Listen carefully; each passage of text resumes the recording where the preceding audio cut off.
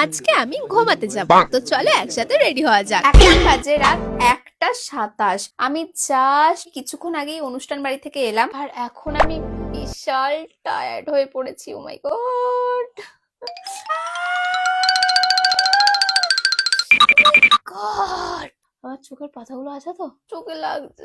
3 ঘন্টা ধরেই মেকআপটা করেছিলাম, 3 সেকেন্ডের মধ্যে এটাকে রিমুভ করে দিচ্ছি আমি। এই শীতকালে সব থেকে বিরক্তিকর ব্যাপার হচ্ছে ঘুরে থেকে এসে মেকআপ রিমুভ করে স্কিন কেয়ার করা। এই কিছুদিন তো এই ল্যাদ খাওয়ার জন্য আমি মেকআপ রিমুভই করছিলাম না, সেই কারণে আমার পুরো ফেসে পিম্পল ভর্তি হয়ে যাচ্ছিল। আর হ্যাঁ, এখন আমি ডবল ক্লিনজিং করে নিলাম, শুধু এইটুকুতেই আমি থেমে থাকছি না, এখন আমি আবার ফেস ওয়াশও ইউজ করে নিচ্ছি।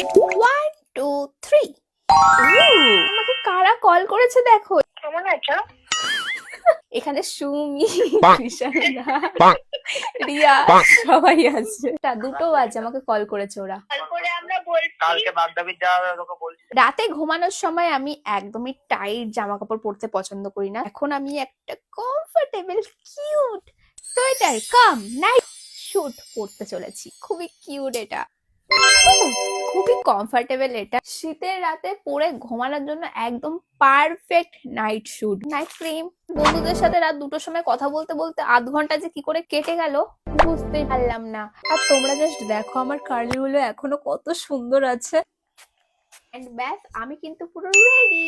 এই সুন্দর সোয়েটার কাম নাইট স্যুটটা আমি মিশো থেকে খুবই অ্যাফোর্ডেবল প্রাইসে পারচেস করেছি। এর লিংক কিন্তু আমি অলরেডি কমেন্টে দিয়ে দিয়েছি, চেক করতে একদমই ভুলো না। আর এখন 2টো বেজে গেছে, কালকে সকালবেলা আবারও একটা নতুন ট্রিপ শুরু হতে চলেছে। চলো এখন আমি ঘুমাতে গেলাম, দেখা হচ্ছে তোমাদের সাথে নেক্সট ভিডিওতে। টাটা।